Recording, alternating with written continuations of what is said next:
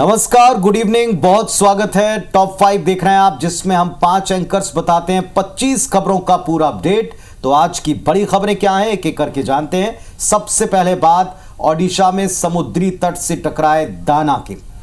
दाना नाम का तूफान टकरा चुका है समुद्री तट से, जिसका असर ओडिशा के तटीय इलाकों में दिख रहा है। 120 किलोमीटर प्रति घंटे की रफ्तार से हवाएं दौड़ रही हैं। दाना का सबसे ज्यादा असर ओडिशा और पश्चिम बंगाल में ही है। कई जगह सड़कों पर आवाजाही बंद है। तूफान से निपटने के पहले से प्रबंध रहे। 10 लाख से ज्यादा लोगों को सुरक्षित जगहों पर शिफ्ट किया जा चुका है। 550 से अधिक ट्रेनें कैंसिल करनी पड़ी हैं, यानी ट्रेनों की आवाजाही पर भी इसका असर है।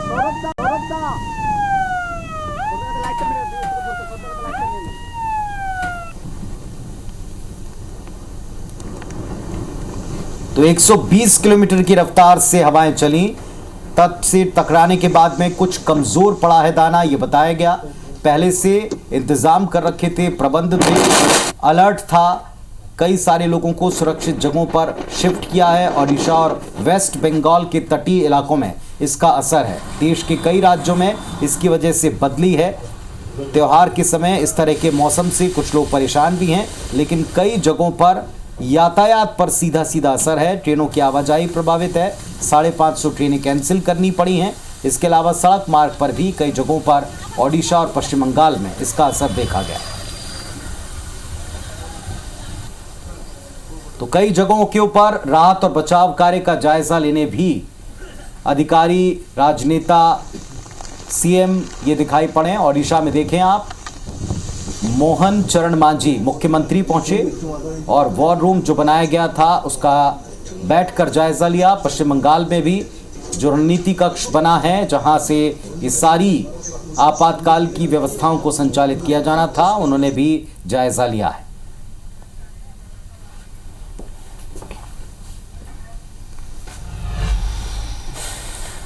इधर जम्मू कश्मीर के बारामूला जिले के गुलमर्ग के नागिन इलाके में एलओसी के पास गुरुवार शाम 18 राष्ट्रीय राइफल्स के वाहन पर आतंकियों ने हमला कर दिया।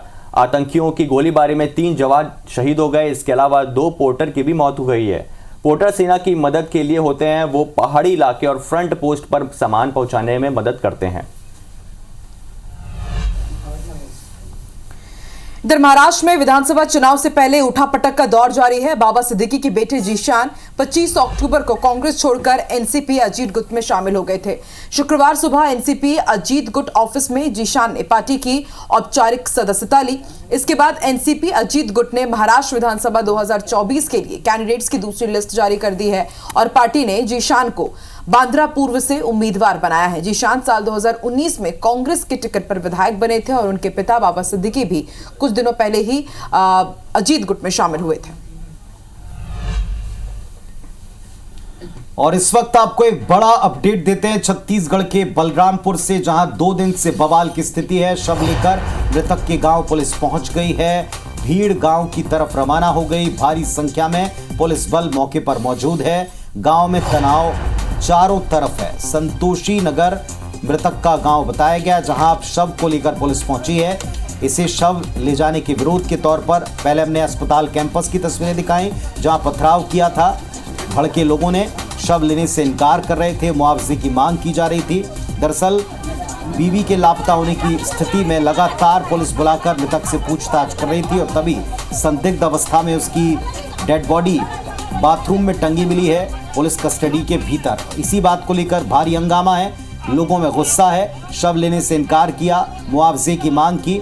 आज जब पुलिस ने शव शिफ्ट किया मोर्चुरी से गांव की तरफ, तब भी पथराव की स्थिति बनी थी, जिसमें एएसपी ने भागकर अपनी जान बचाई है। हालांकि पुलिस का कहना है कि वो डिफेंसिव मोड में आक्रोशित लोगों को शांत करने की कोशिश में ही लगी रही। अब संतोषी नगर जो मृतक का गांव है, वहां शव को लेकर पुलिस पहुंच चुकी है। इस वक्त का अपडेट है। तो बलरामपुर में तनाव के हालात हैं, इस पर पॉलिटिकल बयान आने शुरू हो चुके हैं दोनों तरफ से। एक तरफ सरकार को अस्थिर करने की साजिश के तौर पर इस घटना को दिखाया जा रहा है, तो दूसरी तरफ ये कहा जा रहा है कि पुलिस से कानून व्यवस्था संभल नहीं रही। राज्य सरकार का फेलुअर है, गृह विभाग का फेलुअर है। इस विषय पर जमकर राजनीति भी एक तरफ है और दूसरी तरफ लोगों का गुस्सा है। शव लेकर मृतक के गांव जब पुलिस पहुंची तब अस्पताल परिसर में भी हंगामा हुआ है। आक्रोशित लोगों ने पथराव किया है।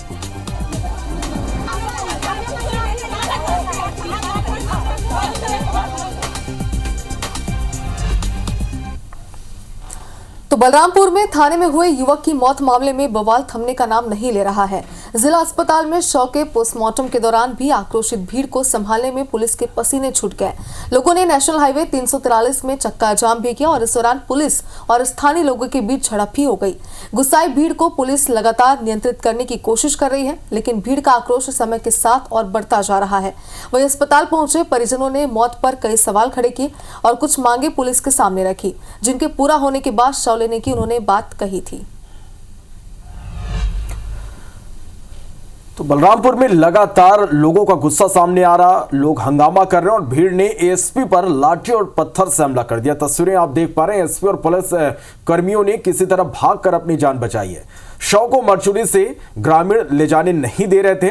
अपडेट ये कि अब शव गांव पहुंच चुका है मृतक के। भीड़ ने शव वाहन को रोका, महिलाओं ने एसपी पर हमला कर दिया, लाठी और पत्थर से हमला किया। जिला अस्पताल कैंपस में तनाव की स्थिति बनी रही।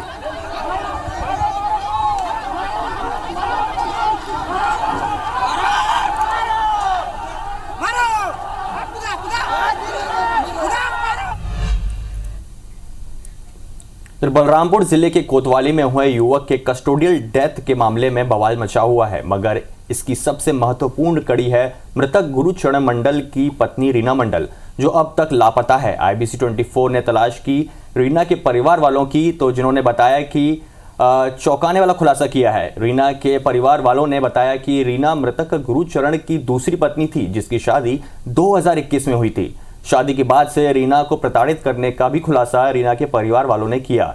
यही नहीं, रीना के भाई बदलागिरी को शक है कि उसकी बहन की हत्या कर दी गई है और उन्होंने इसका शक पति गुरुचरण और उनके परिवार वालों पर लगाया है। इधर रीना की मां ने भी बेटी की प्रताड़ना की बात कही है।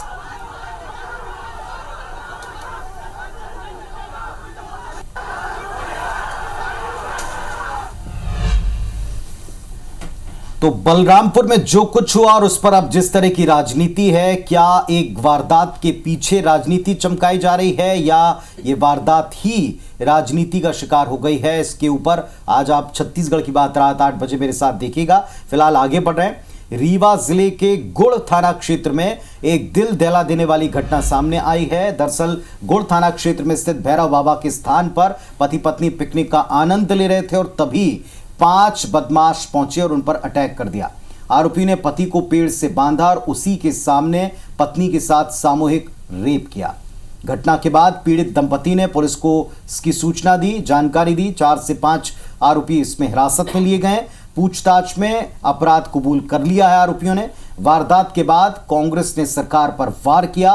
पीसीसी चीफ जीतू पटवारी कहते हैं कि सीएम का गृह विभाग कोलैप्स हो चुका है, ये भाजपा का जंगल राज है। कांग्रेस के आरोप पर बीजेपी ने पलटवार किया है। मंत्री उदय प्रताप ने कहा कि सरकार संवेदनशीलता से काम कर रही है, ऐसी घटनाएं होनी नहीं चाहिए, कड़ी कार्रवाई करेंगे। और दिग्विजय सिंह ने सोशल मीडिया प्लेटफॉर्म एक्स पर पोस्ट कर कार्तिकेय चौहान को सलाह दी थी। लिखा कि इस प्रकार के भाषण मत दो, अपने पिता से सीखो। जिस पर कार्तिकेय चौहान ने कहा कि चाचा दिग्विजय सिंह का सम्मान करता हूं, पर मैं उनकी सलाह नहीं लेना चाहता। उनके शासन में बुधनी के हाल बेहाल थे। मैं उनके कार्यकाल का साया भी बुधनी पर नहीं पड़ने देना चाहता। आदरणीय चाचा दिग्विजय सिंह जी का मैं खूब सम्मान करता हूं। मैं उनको कहना चाहूंगा, आदरणीय चाचा जी, अगर डर सच में कुछ किसी को लगता है तो बुधनी की जनता को।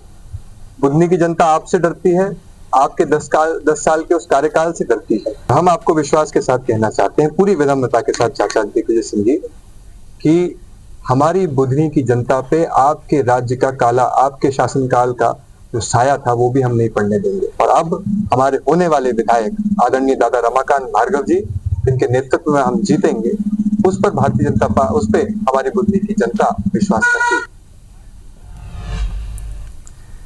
इधर इंदौर का king Edward medical college Madhya Pradesh का सबसे पुराना और ऐतिहासिक मेडिकल कॉलेज है। ये बिल्डिंग फिलहाल खाली पड़ी है। आरोप है कि पिछले दिनों का इस कॉलेज की बिल्डिंग को भूतिया बनाते हुए यहाँ पर जैन सोशल ग्रुप ने कुछ लोगों ने हेलोइन पार्टी की थी और बिल्डिंग की दीवारों पर लिखकर उससे खराब किया गया। इस पार्टी में बीजेपी नेता अक्षय कांति बम और स्वप्निल कोठारी भी शामिल हुए थे। मामले में लगातार डॉक्टर और राजनीतिक दलों के द्वारा एफआईआर की मांग की जा रही है, लेकिन कोई ठोस कार्रवाई नहीं हो रही है। यही कारण है कि कांग्रेसी किंग एडवर्ड मेडिकल कॉलेज की बिल्डिंग का शुद्धिकरण करने पहुंचे। खबर मध्य प्रदेश के इंदौर के महापौर से जुड़ी हुई है। महापौर डॉक्टर पुष्यमित्र भार्गव का एक वीडियो इन दिनों वायरल है। महापौर इस वीडियो में अधिकारियों को फोन पर फटकार लगा रहे हैं। शहर के व्यापारियों से सजावट को ना निकालने के लिए अपने कर्मचारियों को कह रहे हैं और ये भी कहते हैं खजराना जाओ, बंबई बाजार जाओ, चंदन नगर जाओ, आपको हमारे ही बाजार दिखते हैं। महापौर कहते हैं व्यापारियों को परेशान मत करो, हम बात करेंगे व्यापारियों से, हमारे लोगों से हम बात करेंगे। उन इलाकों में जाओ जिनका जिक्र मैं कर रहा हूं। ये वीडियो वायरल है। दिवाली के लिए जो दुकानदारों ने डेकोरेशन किया है वो मत हटाओ। 2 व्हीलर 4 व्हीलर खड़ी है तो उनको बोलो पार्किंग में रखो, पुलिस को बोलो उनकी नो पार्किंग का चालान बनाएगा। नहीं तो थोड़ा खजराना जाओ, बम्बई बाजार जाओ, चंदन नगर जाओ ना, आपको सब हमारे बाजार दिखते हैं। मैहर में देवी प्रतिमा विसर्जन के दौरान आरक्षक पर हमला करते हुए शांति भंग करने वाले 4 आरोपियों में अदालत से एक आरोपी को सशर्त जमानत मिल गई है। शर्त यह है कि आरोपी को सप्ताह में 2 दिन थाने में हाजिरी देने के साथ साथ 5 बार जय हिंद का उच्चारण करना होगा। शर्त यह भी है कि अभियुक्त सुरेंद्र उर्फ हीरा चौरसिया प्रकरण की विवेचना पूर्ण होने तक प्रत्येक सोमवार और गुरुवार को दोपहर 3 से 5 बजे पुलिस थाने मैहर में उपस्थित होंगे और 5 बार जय हिंद कहेंगे। मैहर कस्बे में 13 अक्टूबर को ड्यूटी पर मौजूद आरक्षक गुड्डू यादव पर इसने अटैक किया था। मामले में 4 आरोपियों में से अरुण और सुरेंद्र और हीरा को गिरफ्तार किया गया। मुन्नू और सागर फरार हैं। ये 2 तस्वीरें आपको दिखा रहे हैं शर्तों के साथ जिसमें जमानत दे दी गई है। पहले भोपाल में आदेश 21 बार भारत माता की जय की शर्त लगाई गई और अब मैहर की तस्वीर जहां आदेश हुआ है 5 बार कम से कम जय हिंद बोलना है थाने पहुंचकर हाजिरी लगाने के साथ साथ। शर्तों पर ये 2 जमानत के प्रकरण मिसाल बने, नजीर बने, इसलिए इनकी तस्वीरें भी आपको दिखा रहे हैं। भारत माता की जय, जय हिंद, भारत माता की जय। चलिए रुक कर लेते हैं मुरैना का। संदिग्ध परिस्थितियों में यहां युवक का शव बरामद हुआ है। झाड़ियों में खून से सनी लाश मिली है। पुलिस और फॉरेंसिक की टीम मौके पर पहुंची है। शव के पास से एक देसी कट्टा और 12 कारतूस भी बरामद हुए हैं। आदतन अपराधी युवक गोलू उर्फ अभिषेक जौदौन का यह शव बताया जा रहा है। सबलगढ़ थाना इलाके की अनाज मंडी की घटना है, पुलिस जांच कर रही है।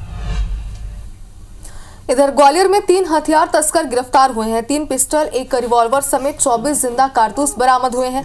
खरगोन से हथियार खरीदकर तस्कर लाते थे। गुजरात, पंजाब समेत अन्य राज्यों में तस्करी करते थे। क्राइम ब्रांच पुलिस ने ये पूरी कार्रवाई की है। तो टॉप 5 है अभी के लिए बस इतना ही। खबरों और अपडेट्स के लिए आप देखते रहें IBS 24। फिलहाल हम 5 को इजाजत दीजिए। नमस्कार।